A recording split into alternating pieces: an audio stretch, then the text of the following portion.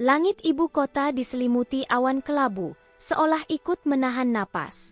Di aula langit perang, ribuan jenderal berdiri tegak, zirah mereka berkilau diterpa cahaya pagi. Di ujung aula, seorang pria berjubah hitam berdiri dengan tenang, posturnya lurus, tatapannya tajam, namun wajahnya tak lagi menyimpan ambisi. Dialah L11 Yen Zhang. Nama itu saja cukup membuat musuh gemetar dan sekutu merasa aman. Dewa perang yang tak pernah kalah. Pria yang memimpin 10.000 pasukan seperti menggerakkan satu tangan.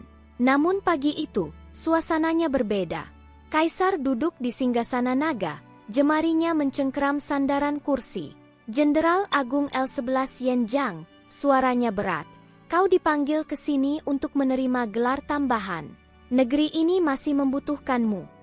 Keheningan menyelimuti aula. L11 Yen Zhang melangkah maju satu langkah, lalu berlutut dengan satu lutut. Gerakannya mantap, tanpa ragu. Yang mulia, katanya pelan namun jelas, hamba datang hari ini bukan untuk menerima anugerah. Beberapa jenderal saling berpandangan. Dahi mereka berkerut. Apa maksudmu? Tanya Kaisar, nada suaranya mengeras. L11 Yen Zhang mengangkat kepala. Untuk sesaat, kilatan perang yang pernah membara di matanya muncul, lalu meredup. Hamba memohon izin untuk pensiun. Kata itu jatuh seperti petir. Apa? Tidak mungkin. Dewa perang, pensiun? Suara gemuruh memenuhi aula. Seorang jenderal tua melangkah maju, wajahnya pucat. Jenderal L11, perang di perbatasan belum sepenuhnya usai. Tanpa Anda, pasukan akan kehilangan jiwa mereka. L11 Yen Zhang menatapnya lama, lalu tersenyum tipis, senyum lelah seorang prajurit yang telah terlalu lama berdiri di medan darah. Justru karena itu, katanya lirih, mereka harus belajar berdiri tanpa bayanganku. Kaisar bangkit dari singgasana. Kau telah mengorbankan hidupmu untuk negeri ini. Apakah istana kurang memberimu kehormatan? Bukan itu, jawab L11 Yen Zhang. Suaranya tenang, namun menyimpan luka. Hamba lelah melihat darah menjadi jawaban atas segalanya. Pedang ini, ia menyentuh gagang pedang di pinggangnya. Sudah cukup lama terhunus. Aula kembali sunyi. Akhirnya, Kaisar menghela napas panjang. Jika kau pergi, kemana tujuanmu? L11 Yen Zhang menunduk hormat. Ke kota kecil, menjadi rakyat biasa, tanpa gelar, tanpa pasukan. Beberapa jenderal mengepalkan tangan, mata mereka memerah. Bos, bisik salah satu dari mereka, suaranya bergetar. L11 Yen Zhang berdiri, menatap wajah-wajah yang pernah bertarung bersamanya. Mulai hari ini, katanya tegas, dewa perang telah mati. Yang tersisa hanyalah L11 Yen Zhang. Ia berbalik, jubah hitamnya berkibar perlahan. Setiap langkahnya menjauh dari aula terasa seperti menutup satu era. Tak seorang pun berani menghentikannya. Di luar, angin berhembus lembut, seolah dunia tahu, legenda baru saja memilih untuk turun menjadi manusia biasa. Kota Qinghe adalah kota kecil yang nyaris terlupakan peta. Jalannya sempit, lampu-lampu minyak berjajar redup, dan kehidupan berjalan pelan seperti aliran sungai di pinggir kota. Tak ada yang menyangka bahwa di tempat sesederhana ini, seorang legenda perang memilih menambatkan hidupnya. L11 Yen Zhang menyewa sebuah sudut jalan dekat pasar malam. Tanpa papan nama megah, hanya gerobak kayu tua, satu wajan besi hitam, dan kompor arang yang selalu menyala merah. Setiap sore, ia mendorong gerobak itu sendiri, mengenakan pakaian polos berwarna abu-abu. Tak ada aura membunuh, tak ada tekanan menakutkan, hanya seorang pria dewasa dengan wajah tenang dan mata yang seolah menyimpan kisah panjang. Hari pertama, nyaris tak ada yang memperhatikannya. Gerobak baru? Tanya seorang pedagang sayur sambil melirik sekilas. L11 Yen Zhang hanya mengangguk. Nasi goreng. Sederhana. Terlalu sederhana. Namun ketika wajan itu mulai dipanaskan, sesuatu berubah. Api arang menyala stabil. Tidak besar, tidak kecil. Panasnya tepat. L11 Yen Zhang menuangkan sedikit minyak. dan suara SSSSS lembut langsung terdengar. Ia tidak tergesa-gesa. Setiap gerakan tangannya tenang, presisi, seperti sedang mengatur formasi pasukan. Bawang putih dicincang kasar, bukan halus. Begitu menyentuh minyak panas, aromanya langsung meledak, harum tajam namun bersih. Ia menambahkan potongan daun bawang tua dan muda sekaligus, menciptakan lapisan aroma, segar, manis, dan sedikit pedas. Seorang pejalan kaki berhenti. Aroma apa itu? Nasi putih dingin dari sisa semalam dimasukkan. Butirannya terpisah sempurna. Ia tidak menekan, tidak menghancurkan. Wajannya diguncang ringan, membuat nasi menari di udara sebelum kembali jatuh. Telur dipecahkan langsung di tengah, bukan dikocok terlebih dahulu. Teknik yang membuat bagian nasi tertentu terlapisi telur lembut, sementara yang lain tetap kering dan bertekstur. Kecap yang ia gunakan berwarna lebih gelap dari biasanya, namun tidak asin. Aromanya dalam, sedikit manis, dengan jejak fermentasi yang panjang. Ia menuangkan hanya setetes, namun setetes itu cukup menyelimuti seluruh wajan. Inilah rahasianya, bukan banyak bumbu, melainkan keseimbangan. Saat nasi goreng itu matang, warnanya coklat keemasan, berkilau lembut, bukan berminyak. Asap tipis mengepul membawa aroma api, bawang, dan sesuatu yang sulit dijelaskan, hangat, dalam, seperti masakan rumah setelah perjalanan panjang. Pembeli pertamanya adalah seorang buruh malam. Ia menyuap 1 sendok, lalu terdiam. "Kenapa?" tanya temannya. Buruh itu menelan pelan. Matanya melebar. "Ini, nasi goreng paling aneh yang pernah kumakan." "Aneh?" "Iya." Ia menyuap lagi, kali ini lebih banyak. Rasanya sederhana, tapi, kok bikin tenang? Setiap suapan berbeda. Ada bagian yang garing halus di tepi nasi, ada bagian lembut beraroma telur. Tidak ada rasa mendominasi. Semuanya saling menopang, seperti pasukan yang bergerak selaras. Malam itu, 5 porsi habis. Malam berikutnya, 20. Hari ketiga, orang-orang mulai datang bukan karena lapar, melainkan penasaran. Katanya nasi gorengnya bikin ingat rumah. Katanya makan ini bikin hati adem. Ada yang bilang, habis makan ini, tidurnya nyenyak. Tak ada yang tahu siapa L11 Yenjang sebenarnya. Mereka hanya memanggilnya Tuan Wajan. Yang membuatnya viral bukan hanya rasa, tapi caranya memasak. Ia tidak pernah bicara banyak. Tidak pernah menaikkan harga. Jika nasi habis, ia menutup gerobak tanpa penyesalan. "Besok saja," katanya tenang. Sikap itu justru membuat orang rela antre. Dalam seminggu, antrean memanjang hingga ujung jalan. Orang-orang dari kota sebelah datang khusus saat malam. Pedagang lain mulai mengeluh, bukan karena sepi, tapi karena jalanan jadi terlalu ramai. Di balik wajan panas itu, L11 Yenjang menatap api dengan mata damai. Untuk pertama kalinya setelah puluhan tahun, tangannya tidak berlumur darah. Hanya aroma nasi goreng yang mengepul perlahan ke langit malam Qinghe, menandai bahwa legenda telah menemukan medan perangnya yang baru. Dan tanpa ia sadari, ketenangan itu mulai mengusik iri hati dari seberang jalan. Restoran Paviliun Giok Emas telah berdiri di jalan itu selama lebih dari 10 tahun. Bangunannya bertingkat 2, lampion merah menggantung rapi, pelayan berseragam sutra keluar masuk dengan wajah hafal senyum palsu. Dahulu, setiap malam kursinya selalu penuh, suara gelas dan tawa bercampur aroma masakan mahal.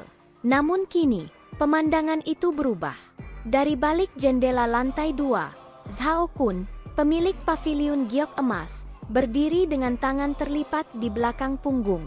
Matanya menyipit, menatap ke seberang jalan, ke arah antrean panjang yang berkelok di depan sebuah gerobak kayu tua.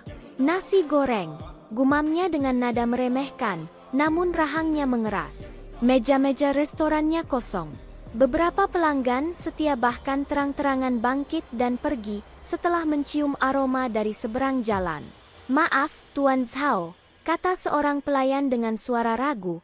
"Mereka bilang, ingin mencoba nasi goreng itu dulu." "Dulu?" Zhao Kun membanting cangkir tehnya hingga retak. Sejak kapan orang meninggalkan jamuan mahal demi makanan kaki lima? Harga di paviliun giok emas turun. Menu ditambah. Diskon dipasang. Namun semua sia-sia. Orang-orang tetap berdiri berjam-jam demi satu porsi nasi goreng sederhana. Cari tahu siapa dia, perintah Zhao Kun dingin kepada tangan kanannya. Penyelidikan dilakukan cepat.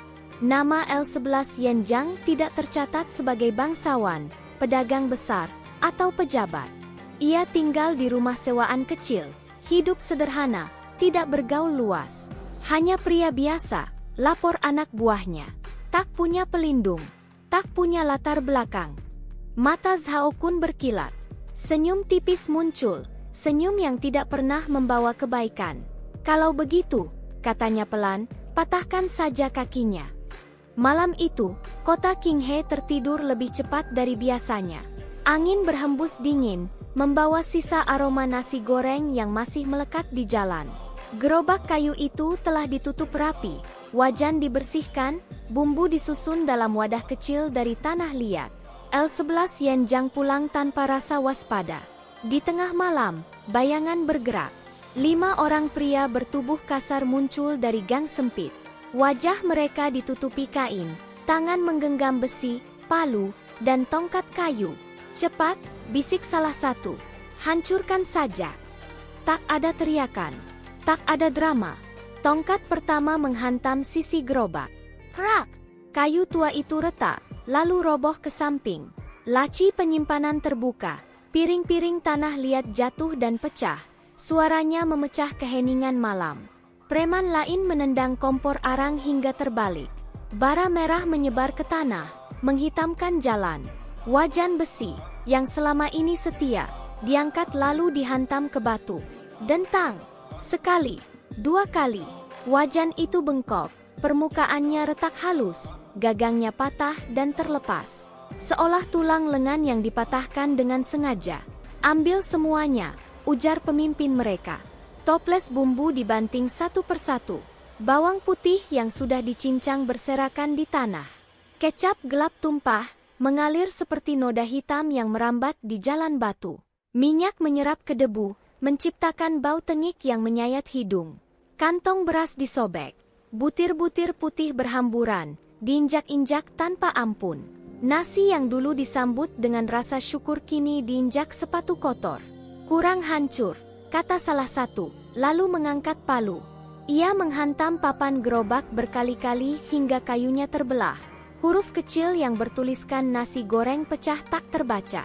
Satu pukulan terakhir menghantam meja kerja, tempat L11 Yanjang biasa berdiri. Mereka pergi secepat datangnya. Saat fajar menyingsing, kota Qinghe terbangun oleh bisik-bisik. Lihat itu. Astaga. Itu lapak nasi goreng. L11 Yanjang berdiri membeku. Ia tidak berteriak, tidak menggeram. Hanya berdiri di depan kehancuran itu. Gerobaknya terbalik. Wajan bengkok tergeletak seperti besi tak bernyawa. Bumbu berserakan bercampur tanah. Aroma yang dulu hangat kini berubah pahit. Ia berlutut perlahan, mengambil segenggam nasi yang tercampur debu.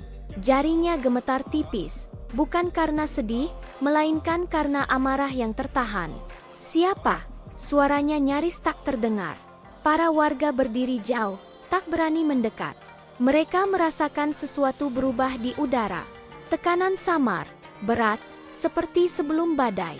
L11 Yanjang menatap wajan bengkok itu lama. Dalam pantulan besinya yang rusak, wajahnya terlihat asing.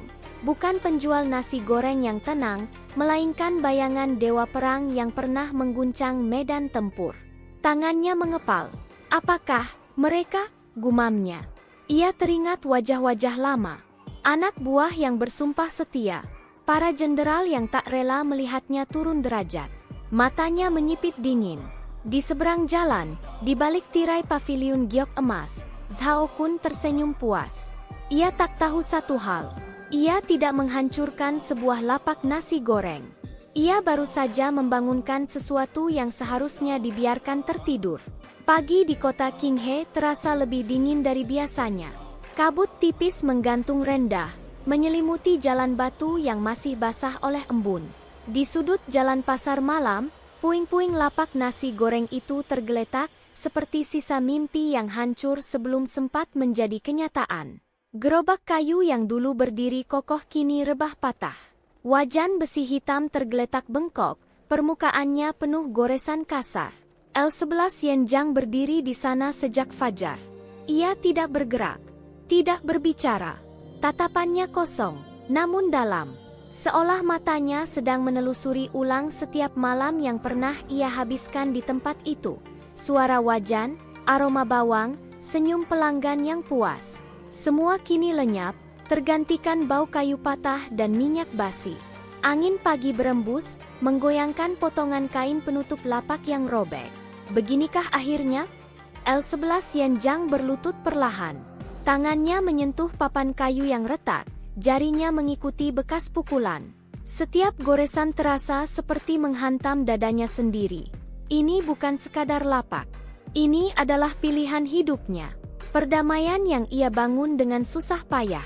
Dadanya terasa berat. Aku hanya ingin hidup tenang, gumamnya pelan. Namun di balik kesedihan itu, sesuatu mulai berdenyut. Sebuah perasaan lama, gelap, dan terlalu familiar. Amarah. Ia berdiri. Punggungnya kembali tegak tanpa sadar. Napasnya menjadi lebih dalam, lebih teratur. Napas seorang prajurit. Siapa yang berani melakukan ini? Wajah-wajah lama bermunculan di benaknya. Para jenderal, para prajurit elit. Mereka yang pernah bersumpah akan mengikuti dirinya sampai mati. Mereka tidak rela, bisiknya, suaranya dingin. Tidak rela melihat dewa perang menjual nasi goreng di pinggir jalan. Tangannya mengepal. Tanah di bawah kakinya bergetar samar. Aura yang telah ia kubur bertahun-tahun lalu mulai bangkit. Tekanan tak kasat mata menyebar pelan, membuat beberapa warga yang lewat merasakan bulu kuduk mereka berdiri. Seorang pedagang tua memberanikan diri mendekat. "Tetuan, apakah kau baik-baik saja?" L11 Yenjang menoleh. Tatapannya tajam, terlalu tajam untuk seorang penjual nasi goreng. Pedagang itu mundur selangkah, jantungnya berdebar. "Tidak ada yang melihat?" tanya L11 Yenjang singkat. Pedagang itu menggeleng. "Malam terlalu sepi. Kami takut." L11 Yenjang menutup mata sejenak. Takut. Dulu, rasa takut adalah senjata yang ia gunakan. Saat ia membuka mata kembali, sorotnya berubah. Bukan amarah meledak, melainkan kekecewaan yang lebih menyakitkan. "Jika benar kalian yang melakukannya," bisiknya pada udara, "maka kalian telah melukai hal terakhir yang ingin kulindungi." Kenangan muncul tanpa diundang. Medan perang bersalju. Tubuh-tubuh bergelimpangan. Suara teriakan dan darah. L11 Yenjang berdiri di tengah semuanya, pedangnya meneteskan merah. Di belakangnya, para prajurit berlutut, memanggil namanya dengan penuh hormat. "Dewa perang." Ia menggeleng pelan, seolah ingin menyingkirkan masa lalu itu. "Aku sudah meninggalkan kalian," katanya lirih. "Mengapa kalian tidak bisa meninggalkanku?" Hujan tipis mulai turun. Butiran air membasahi kayu lapuk, mencuci kecap yang mengering di batu jalan. L11 Yenjang tidak bergerak. Ia membiarkan hujan menyentuh wajahnya, bercampur dengan sesuatu yang hangat dan asin. Air mata. Ia terkejut merasakannya. Sejak kapan terakhir kali ia menangis? Ia tertawa kecil, pahit. "Ternyata, aku masih manusia." Namun kesedihan itu perlahan mengeras menjadi tekad dingin. Jika ini ulah anak buah lamanya, maka ia harus menghadapi mereka, bukan sebagai dewa perang, tetapi sebagai pria yang memilih hidup damai dan dikhianati oleh masa lalunya sendiri. Ia membungkuk dalam-dalam pada puing lapak itu. "Maaf," ucapnya pelan. "Aku gagal melindungimu." Saat ia berbalik pergi, aura di sekelilingnya masih tertinggal, berat dan menekan. Kota Qinghe merasakan perubahan itu tanpa tahu sebabnya. Jauh di tempat lain, sekelompok pria berseragam sederhana tiba di gerbang kota. Mata mereka tajam, langkah mereka seragam. Dan ketika salah satu dari mereka melihat kehancuran lapak nasi goreng itu dari kejauhan, wajahnya langsung berubah pucat. Itu, suaranya bergetar. Kedai bos? Mereka tidak tahu bahwa Dewa Perang mengira mereka sebagai pelaku. Dan kesalahpahaman itu akan segera mengguncang seluruh kota Qinghe. Matahari sudah tinggi ketika mereka tiba. Satu persatu, pria-pria berpakaian sederhana memasuki sudut jalan pasar malam Qinghe. Dari luar, mereka tampak seperti pedagang biasa, buruh, atau pengelana yang singgah sebentar. Namun langkah mereka terlalu teratur. Tatapan mereka terlalu waspada. Dan cara mereka berdiri, tegak, kokoh, tidak mungkin dimiliki orang biasa. Ketika pandangan mereka jatuh pada puing-puing lapak nasi goreng itu, langkah mereka serentak terhenti. Tidak ada yang berbicara. Gerobak kayu hancur. Wajan bengkok tergeletak di tanah seperti senjata patah. Bumbu berserakan, papan nama pecah. Pemandangan itu seperti medan perang setelah pasukan mundur, sunyi, memalukan, dan penuh luka yang tak sempat ditutup. Seorang pria berambut disanggul sederhana maju selangkah. Tangannya gemetar saat memungut wajan itu. Ini, suaranya serak, ini wajan bos. Yang lain mengepalkan tangan. Rahang mereka mengeras. Mata mereka memerah. Bukan karena marah semata, melainkan karena malu. Siapa yang berani? Gumam seseorang. L11 Yenjang berdiri tak jauh dari sana. Ketika ia melihat mereka, tubuhnya menegang. Sorot matanya langsung berubah dingin. Jadi benar, mereka datang. Ia melangkah maju. Suaranya rendah namun mengandung tekanan yang membuat udara di sekitarnya terasa berat. Kalian puas? Para pria itu tersentak. Mereka menoleh serentak. Dan begitu melihat wajahnya, lutut mereka hampir runtuh. Bos! Tanpa aba-aba, belasan pria itu berlutut bersamaan. Suara lutut menghantam batu terdengar nyaring. Kepala mereka tertunduk dalam-dalam. Bos, kami terlambat. Kami tidak tahu. Jika kami tahu. Cukup, potong L11 Yenjang tajam. Ia menatap mereka satu persatu. Wajah-wajah yang dulu mengikutinya ke medan darah. Orang-orang yang bersumpah setia dengan nyawa sebagai taruhan. Bukankah ini yang kalian inginkan? Katanya dingin. Melihatku kembali seperti ini. Kebingungan menyebar di antara mereka. Apa maksud bos? Tanya pria bersanggul tadi, suaranya bergetar. Lapak ini, ujar L11 Yenjang, menunjuk kehancuran di depan mereka. Bukankah ini peringatan dari kalian? Karena aku memilih hidup rendah? Kata-kata itu menghantam mereka lebih keras daripada cambukan. Pria bersanggul itu mengangkat kepala, matanya melebar. Bos, demi langit dan bumi, kami tidak akan pernah. Ia menunduk lagi, dahinya menyentuh tanah. Jika bos memilih menjual nasi goreng, maka nasi goreng itu adalah kehormatan kami. Yang lain ikut berbicara. Suara mereka bertumpuk penuh emosi. Bos menyelamatkan nyawa kami di medan perang. Kami hidup karena bos. Siapapun yang berani merendahkan bos, berarti menginjak harga diri kami. L11 Yenjang terdiam. Aura dingin yang menyelimutinya perlahan retak. Ia melihat punggung-punggung yang membungkuk itu. Bahu yang bergetar bukan karena takut, melainkan karena menahan amarah dan rasa bersalah. Bangun! Katanya akhirnya. Mereka berdiri perlahan. L11 Yenjang menarik napas panjang. Kalau begitu, buktikan. Tak ada perintah lebih lanjut. Namun para mantan jenderal itu saling pandang. Dalam satu tatapan, keputusan dibuat. Hari itu, kota Qinghe menyaksikan sesuatu yang aneh. Lapak nasi goreng yang hancur tidak dibiarkan menjadi puing. Kayu-kayu dibersihkan. Jalan disapu.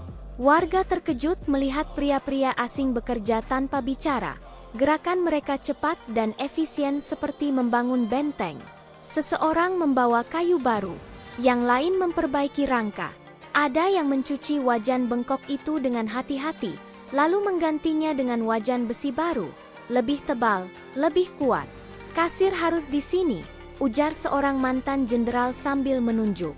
Alur masuk dan keluar pelanggan jangan saling silang. Dapur harus terbuka, tapi posisi bos tetap di tengah. Malam belum tiba, Tapi kedai itu sudah berdiri kembali. Bukan lagi gerobak kecil. Kini ia berupa kedai kayu sederhana namun kokoh. Bersih, rapi, tidak mencolok, tapi terasa hangat. Lampu minyak digantung dengan jarak simetris. Meja-meja kayu diatur teratur.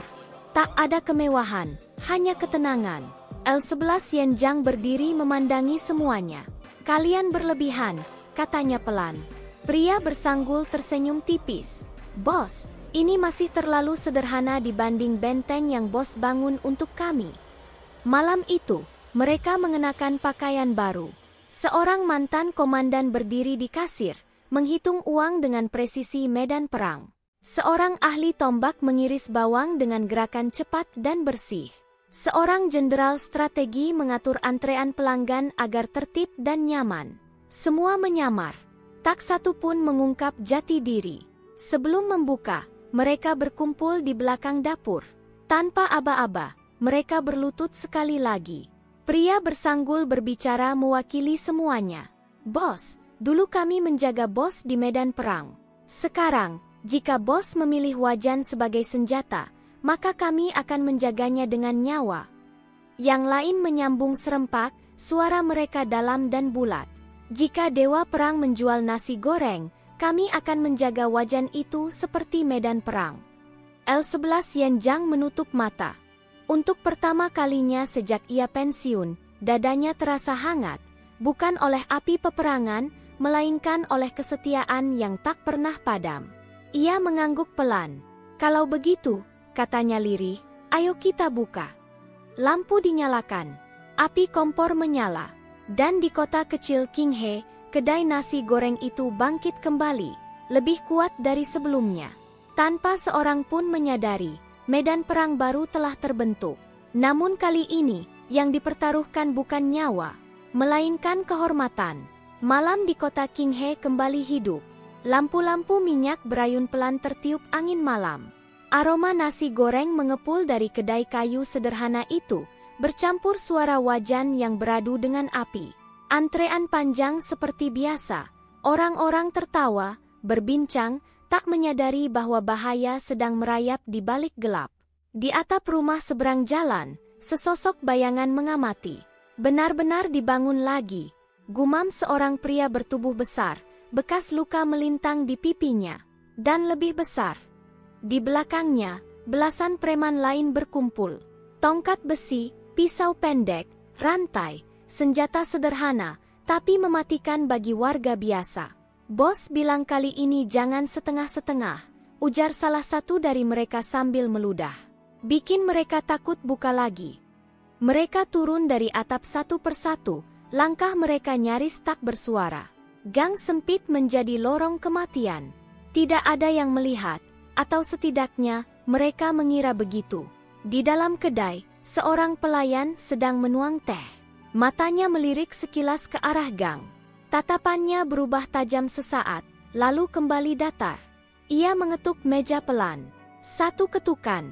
Di dapur, seorang pria yang sedang mengiris bawang berhenti. Pisau berhenti tepat di udara. Ia mengangguk hampir tak terlihat. L11 Yenjang berdiri di depan wajan, punggungnya menghadap jalan. Api menyala stabil. Tangannya mengguncang wajan, nasi menari ringan. "Bos," bisik mantan jenderal strategi yang kini menjadi kasir, suaranya tenang, "tamu malam sudah tiba."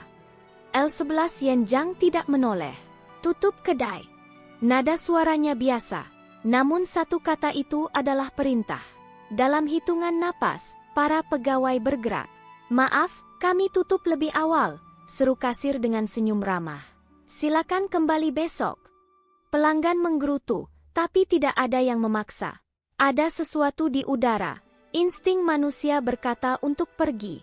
Satu persatu, kursi dikosongkan. Lampu depan diredupkan. Pintu kayu ditutup perlahan. Dan malam menelan segalanya. Preman-preman itu tertawa pelan ketika melihat kedai tutup. Takut juga akhirnya, ejek pemimpin mereka. Mereka mendekat.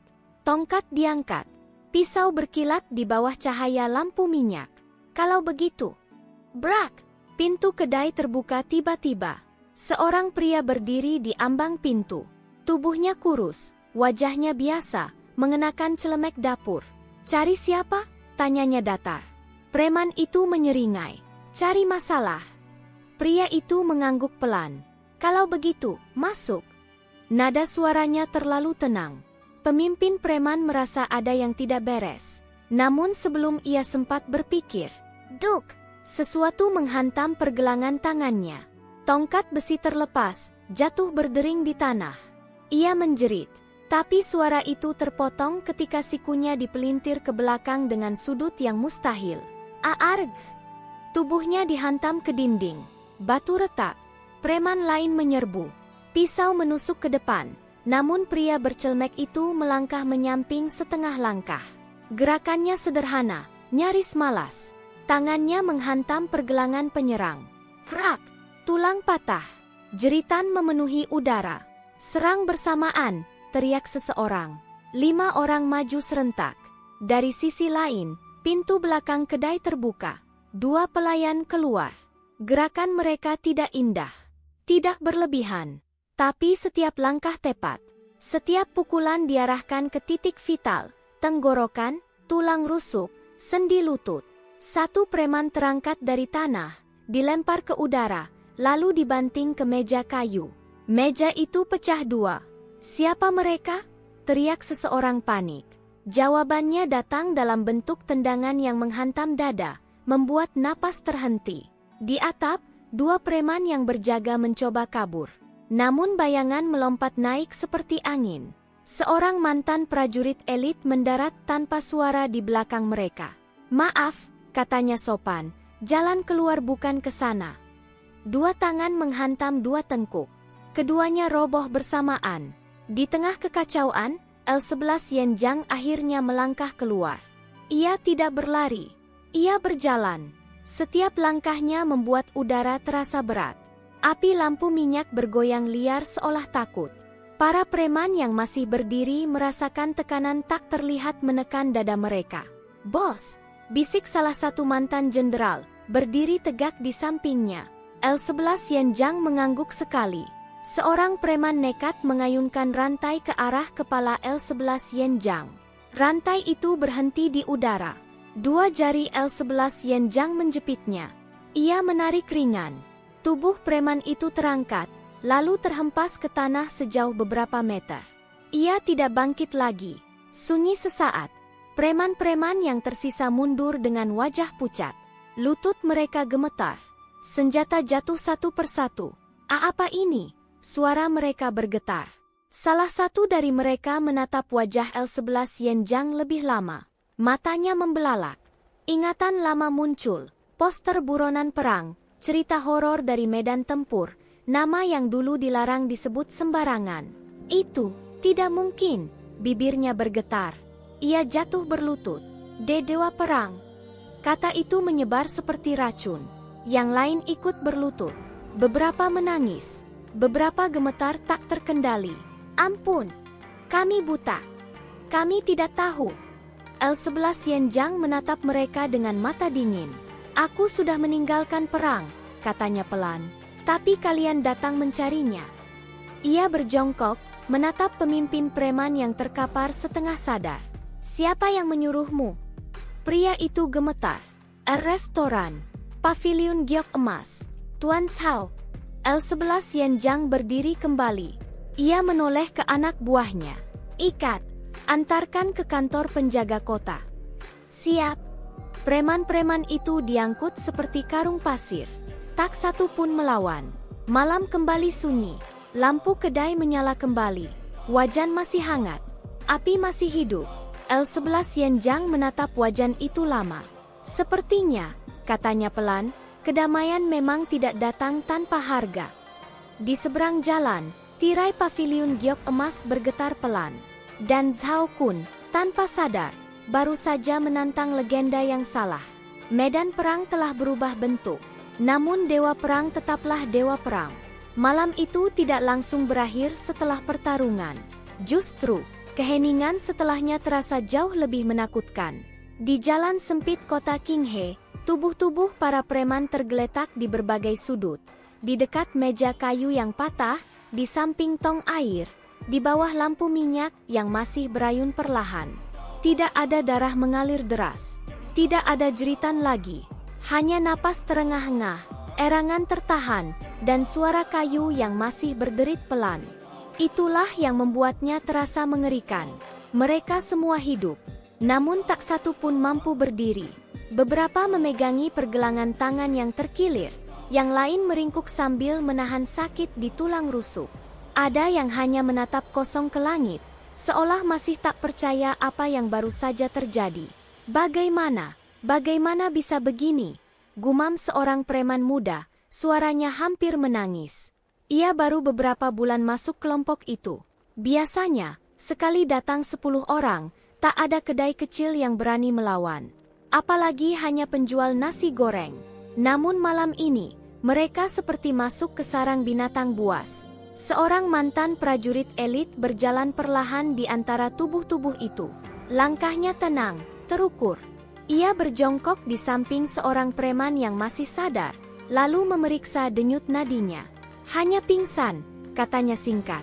Nada suaranya datar, profesional, seperti laporan medan perang. Preman itu menggigil. Kalian, bibirnya bergetar. Siapa kalian sebenarnya? Tak ada jawaban. Di tengah jalan, L11 Yenjang berdiri di bawah cahaya lampu minyak. Bayangan tubuhnya memanjang di tanah, menjulang lebih besar dari ukuran aslinya. Wajahnya tenang, terlalu tenang untuk seseorang yang baru saja melumpuhkan belasan orang. Ia tidak terlihat marah. Justru itu yang membuat semua orang takut. "Bos," kata mantan jenderal strategi sambil melangkah mendekat. "Semua terkendali. Tidak ada korban fatal." L11 Yenjang mengangguk pelan. "Bagus." Satu kata. Namun kata itu terdengar seperti palu terakhir yang menghancurkan harapan para preman. Seorang preman bertubuh besar mencoba bangkit, menyeret dirinya dengan satu tangan. Lututnya gemetar. Ketika ia akhirnya duduk, matanya tertuju pada wajah L11 Yenjang. Tatapan itu membuat jantungnya hampir berhenti. Ia pernah melihat tatapan itu sebelumnya, bertahun-tahun lalu, di medan perang perbatasan utara. Ia masih bocah pembawa logistik saat itu, bersembunyi di balik tenda. Dari kejauhan, ia melihat seorang jenderal berdiri di tengah badai salju, pedangnya terhunus, dikelilingi tubuh musuh. Tatapan yang sama, dingin, dalam, tanpa ragu. "Tidak," bisiknya. "Mustahil." Keringat dingin mengalir di pelipisnya. Pada saat itulah, salah satu mantan jenderal, yang sejak tadi menahan emosi, berbicara tanpa sadar.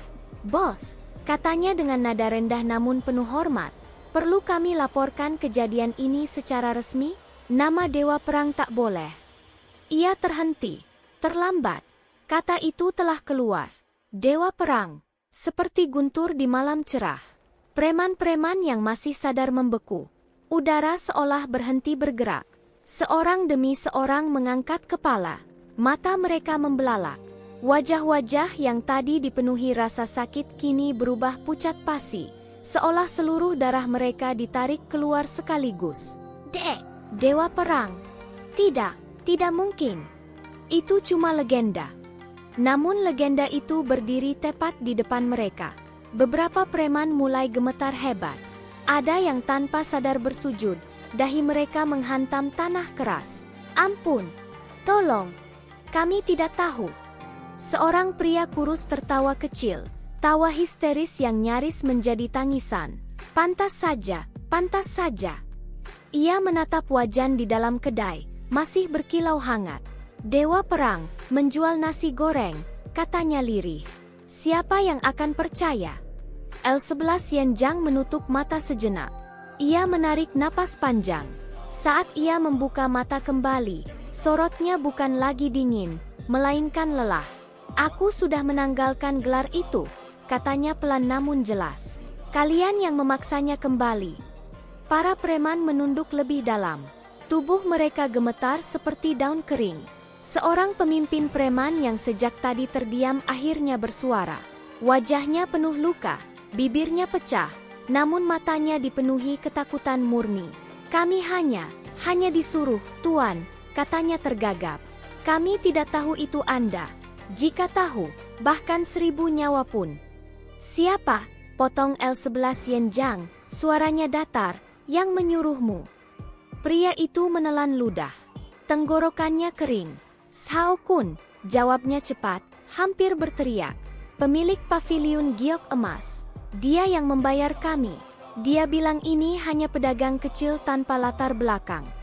Salah satu mantan jenderal tertawa dingin. Tanpa latar belakang? Katanya pelan. Dia sedang berbicara tentang orang yang pernah mengakhiri satu dinasti dalam satu kampanye. Preman-preman itu semakin gemetar. Beberapa mulai menangis sungguhan. Kami salah. Kami benar-benar salah. Mohon ampun.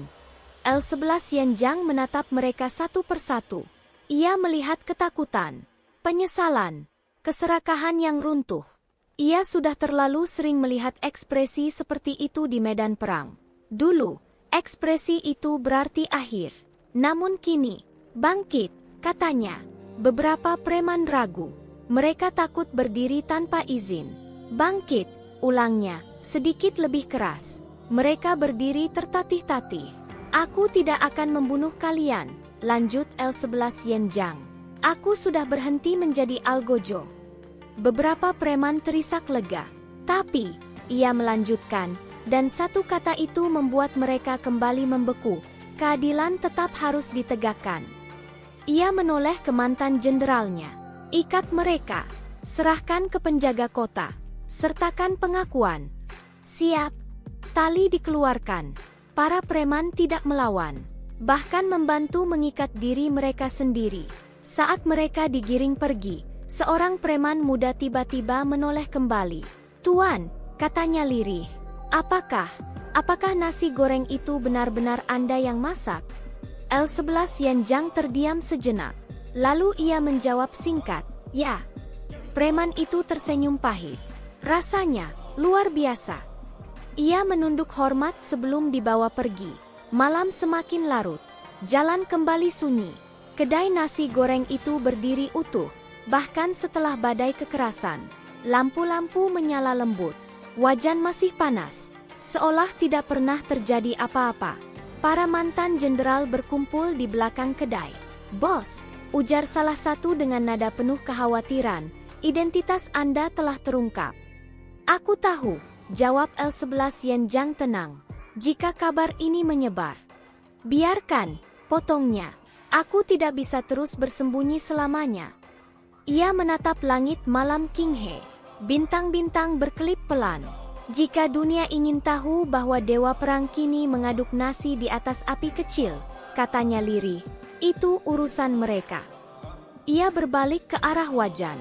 Tugasku sekarang, lanjutnya, adalah memasak. Para mantan jenderal saling pandang. Lalu, tanpa aba-aba, mereka tersenyum kecil. Karena mereka tahu, bahkan tanpa pedang, bahkan tanpa pasukan, dewa perang tetaplah legenda. Dan legenda itu baru saja membuat seluruh kota Qinghe gemetar. Malam itu belum sepenuhnya usai ketika para preman kembali bersujud. Di depan kedai nasi goreng yang lampunya masih menyala redup, tubuh-tubuh kasar yang tadi datang membawa niat rusak kini gemetar di atas tanah dingin. Dahi mereka menyentuh batu jalan.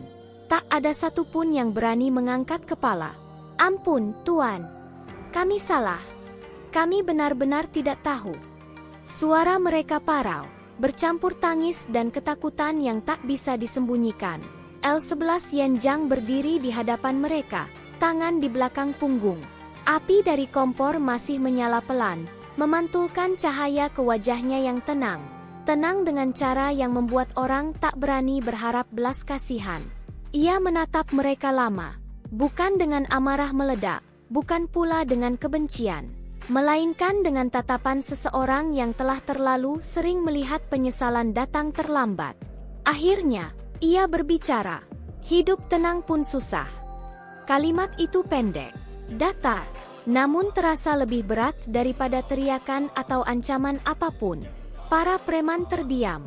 Beberapa menggigil lebih hebat, seolah baru menyadari bahwa mereka tidak hanya merusak sebuah lapak. Mereka telah merusak pilihan hidup seseorang. Ulangi, kata L11 Yenjang dingin. Salah satu pemimpin preman mengangkat kepala perlahan, air mata bercampur debu di wajahnya. Kami disuruh, Tuan. Pemilik restoran seberang. Paviliun Giok Emas. Zhao Kun. Nama itu jatuh ke tanah seperti batu. Para mantan jenderal yang berdiri di belakang L11 Yenjang langsung mengeras ekspresinya. Beberapa mengepalkan tangan. Aura mereka berubah, seolah medan perang lama kembali tercium. Dia bilang Anda tidak punya pelindung, lanjut preman itu tergagap. Hanya pedagang kecil. Kami hanya alat. L11 Yenjang mengangguk pelan. Bangkit, katanya. Para preman ragu, lalu perlahan berdiri. Kaki mereka lemas, kepala tertunduk. Kalian akan ikut denganku, ujar L11 Yenjang. Ke tempat orang yang menyuruh kalian. Mata mereka melebar. Kami. Ya, jawabnya singkat. Kalian saksi. Tak ada yang berani menolak. Paviliun Giok Emas masih terang malam itu. Lampion merah bergoyang lembut, pintu terbuka, tawa dan suara musik samar terdengar dari dalam. Zhao Kun duduk di meja utama lantai bawah, segelas arak di tangannya. Wajahnya tampak puas, terlalu puas. Sudah beres seharusnya, gumamnya sambil tersenyum. Besok jalanan kembali normal. Namun senyumnya memudar ketika pintu restoran terbuka perlahan. Bukan pelanggan yang masuk, melainkan seorang pria berpakaian sederhana, berjalan tenang seperti tamu biasa. Di belakangnya, belasan pria lain, sebagian pincang, sebagian wajahnya memar, masuk dengan kepala tertunduk. Zhao Kun berdiri. Siapa kalian? Tanyanya keras, berusaha terdengar berwibawa. Ini restoran terhormat. L11 Yenjang berhenti beberapa langkah darinya. Cari pemiliknya, katanya datar. Aku pemiliknya. Zhao Kun membusungkan dada. Tatapannya menyapu para preman dengan cepat, lalu membeku. Kenapa kalian di sini? Tak ada yang menjawab. Salah satu mantan jenderal melangkah maju setengah langkah. Tekanan di udara berubah. Beberapa pelanggan yang masih ada merasakan insting bahaya dan buru-buru pergi, meninggalkan ruangan kosong. Zhao Kun menelan ludah. Jadi, kau yang jual nasi goreng itu, katanya sinis, berusaha menertawakan situasi. Berani sekali datang ke sini. Apa kau mau minta ganti rugi? Ia tertawa keras, sengaja. Kalau tidak terima, ayo, kita selesaikan dengan cara lelaki. Ia menggulung lengan bajunya, menunjuk dada L11 Yenjang. Aku tidak takut pada pedagang kaki lima. Salah satu mantan jenderal bergerak. Namun L11 Yenjang mengangkat tangan. Biarkan, katanya pelan. Ia melangkah maju satu langkah. Tidak cepat, tidak agresif. Namun langkah itu cukup membuat Zhao Kun mundur setengah langkah tanpa sadar. Kau menyuruh mereka, ujar L11 Yenjang. Bukan pertanyaan. Zhao Kun mendengus. Dan kalau ia menepuk meja keras-keras. Itu wilayahku. Jalan itu milikku. Siapapun yang mengganggu bisnis. Kalimatnya terputus. Karena para preman di belakang L11 Yenjang tiba-tiba berlutut. Serentak. Bersujud menghadap L11 Yenjang. Zhao Kun membeku. Apa yang kalian lakukan? Teriaknya panik. Berdiri. Aku yang bayar kalian. Pemimpin preman mengangkat kepala. Wajahnya pucat, matanya merah.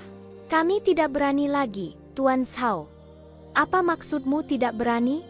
Zhao Kun mundur selangkah.